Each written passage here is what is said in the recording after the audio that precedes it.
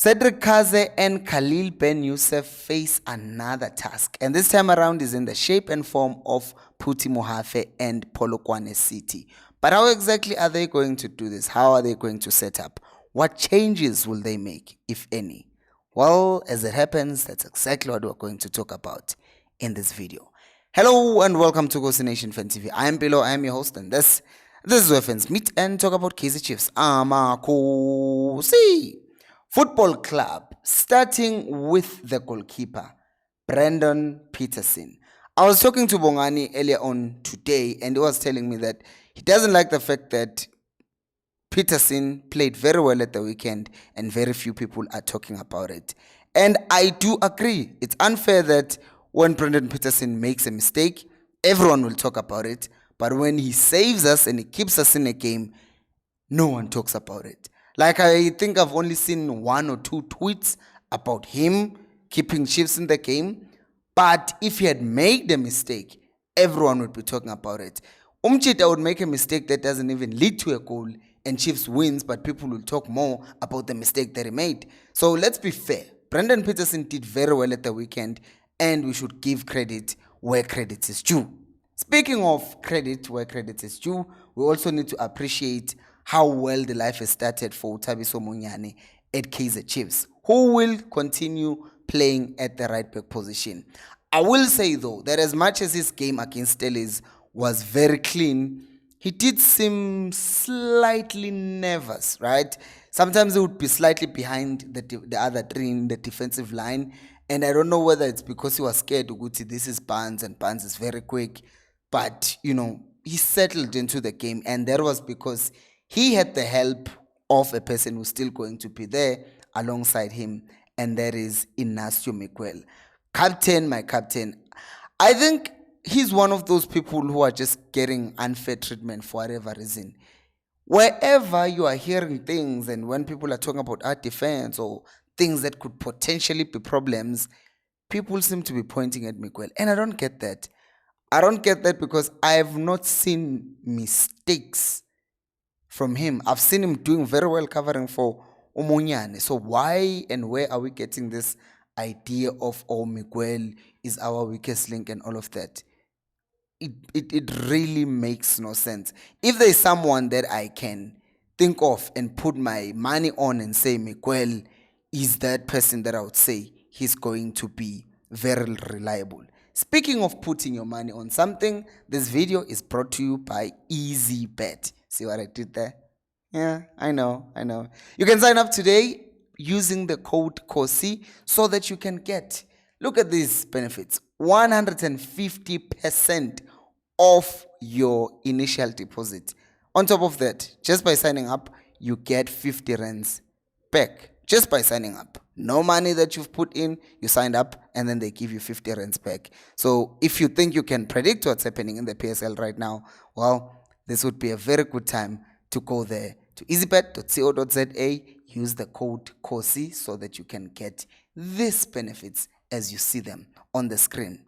This brings us to our next thing or player, which is Aiden McCarthy as a left center back. This boy has been quite something, hasn't he? Because Umchita, he's been, people said this about Aiden McCarthy. Oh, Aiden McCarthy is keeping the spot warm for Rushwin Totally. I think Rushwin Totally is in trouble. I will tell you now. I think Rushwin Totally is in trouble because what Aiden McCarthy has managed to do, I don't want to be hyping him too much. I would say in the first few games of Aiden McCarthy at Kaizer Chiefs, he's actually impressed me more than what Rushwin Totally did last season. And you must remember, these guys are not so far apart in terms of age, right? One is 23 and the other one is 22. So it's not like Ingane. They are actually competing. McCarthy is 21 and then Totally is 23. So we are talking about people who can actually compete for that position. And unfortunately for us as Kaizer Chiefs fans, both of these guys are actually likely going to leave Chiefs in the next 2-3 years. So yeah, that's just a downside. But Totally will start alongside Miguel. One thing I will say about McCarthy is the fact that I want one aspect of his game is, you see those line breaking passes that Dudley usually plays. I want to see him play those because I think he's capable of doing those things. I've seen him play passes, I've seen him being calm under pressure. But since in some cases, like against Stellenbosch, there was such a tight press on our double pivots, uCele noNgcobo, there was always some space that you could probably try and find to find Umdu Shabalala, who was drifting between the defensive line, and Upalace, who was trying to tightly mark him. So I think there's still something that can be done there, and I'm sure he will be able to do it. This then brings us to our first change of the game. And I need to clarify this, right? Bradley Cross, for me, was the second best player for Chiefs on that game. I think the top performers, the three top performers from the game against Stellenbosch, one would be Aiden McCarthy, obviously, Brendan Peterson, and Cross. Those three, you could put them, Velu McCarthy is going to be first, and then McCarthy, 1, 2 is going to be either Peterson or Cross. But I think that Cross will still be benched, and Ushinga will come on for him. Now, let me explain why I think that Cross might be benched in this game.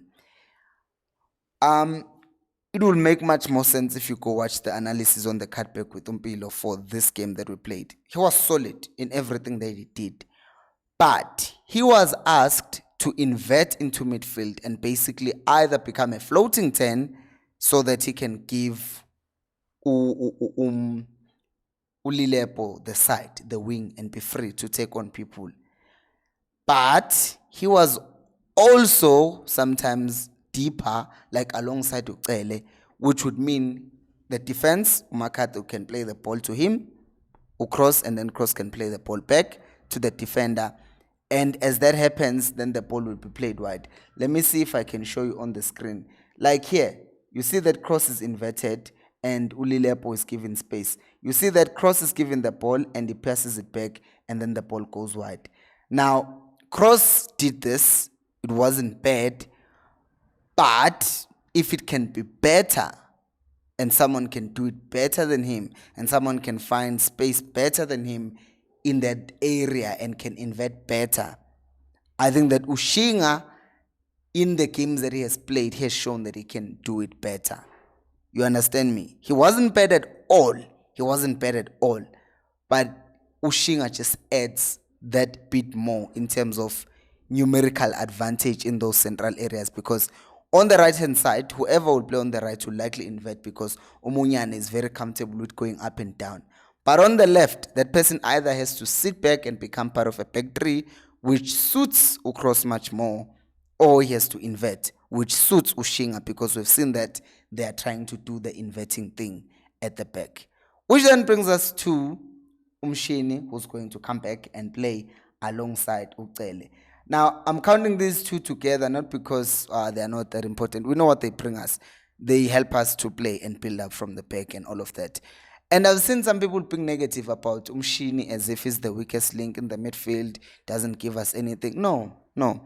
The defensive side of Umshini is the one that is slightly lacking, the physicality side. That's why they brought on Oxmteto in that game.